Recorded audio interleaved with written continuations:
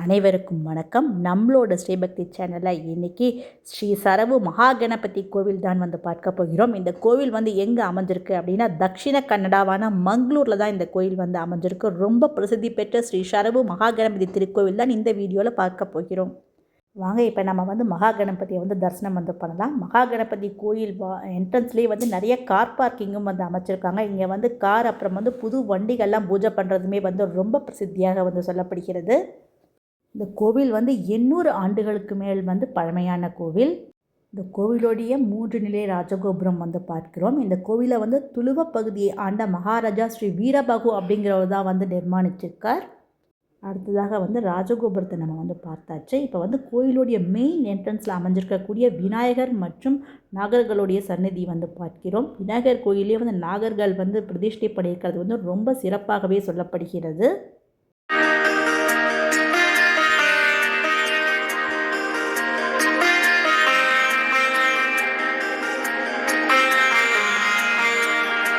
இந்த கோயிலுக்குள்ளே முதல்ல நர்த்தன விநாயகருடைய அழகான பெயிண்டிங் பார்க்கிறோம். அதற்கு எதிர்த்த மாதிரியே சிவபெருமானுடைய அழகான ஆனந்த தாண்டவத்தையும் பெயிண்டிங்ஸாக பண்ணியிருக்காங்க. ரொம்ப பிரம்மாண்டமாக அமைச்சிருக்காங்க இந்த பெயிண்டிங்ஸ் ரெண்டுமே. நம்ம கோவிலுடைய பிரகாரத்துக்குள்ளே வந்துட்டோம். இங்கே பிரம்மாண்டமான கொடிமரம், அதுக்கப்புறம் அழகான கோபுர வேலைப்பாடுகள் எல்லாத்தையுமே பார்க்கிறோம். இந்த கோவில் மகாகணபதி கோவிலாக இருந்தாலும் இங்கே இருக்கக்கூடிய மூலவர் சிவனான சரபேஸ்வரர் தான் இந்த கோவிலுடைய மூலவர். நம்ம முதல்ல சரபேஸ்வரர் தான் தரிசனம் பண்ணிக்கிறோம். இங்கே முன்மண்டபத்திலே நந்தி அமர்ந்திருக்கார். பக்கத்திலே துவாரபாலகர்கள் உள்ள வெள்ளி கவசம் சாத்தி சரபேஸ்வரர் லிங்க ஸ்வரூபமாகவே நமக்கு காட்சி கொடுக்கிறார். இந்த கோவிலுடைய வெளிப்புற அமைப்பில் இருக்கிற கோபுரம் எல்லாமே நம்ம தமிழ்நாடு ஸ்டைலில் இருக்கிற கோபுரம் மாதிரியே இருக்குது. கருவறை விமானங்கள் அது சுற்றி இருக்கக்கூடிய எல்லாமே கேரளா ஸ்டைலில் அமைச்சிருக்காங்க. பூராமே மர வேலைப்பாடுகளில் ரொம்ப அழகாக நேர்த்தியாக அமைச்சிருக்காங்க. இந்த கோவிலில் கோவில் ரொம்ப அழகான வேலைப்பாடுகளோடு அமைச்சிருக்காங்க. சிவபெருமானை தரிசித்த பின்பு நம்ம இந்த கோயிலில் அமைஞ்சிருக்கக்கூடிய ஸ்ரீ மகாகணபதியை தரிசனம் பண்ணுவோம்.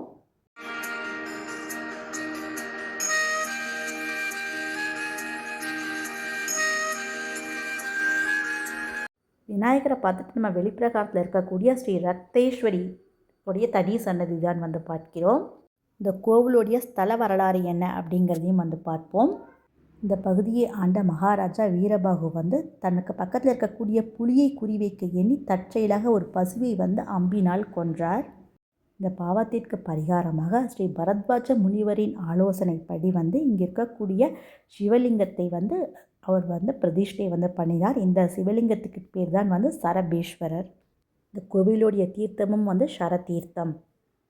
அம்புக்கு ஷரபு அப்படிங்கிற ஒரு பெயருமே இருக்குது. அந்த அம்பினால் இந்த கோவில் ஏற்பட்டதுனால இந்த கோயிலுக்கு ஷரபு ஸ்ரீ மகாகணபதி திருக்கோவில் அப்படிங்கிற பெயரே ஏற்பட்டது. இந்த கோவிலுடைய மூலவர் சரபேஸ்வராக இருந்தாலும் இங்கே மகாகணபதிக்கு தான் ரொம்ப சிறப்புடையவராக இருக்கார்.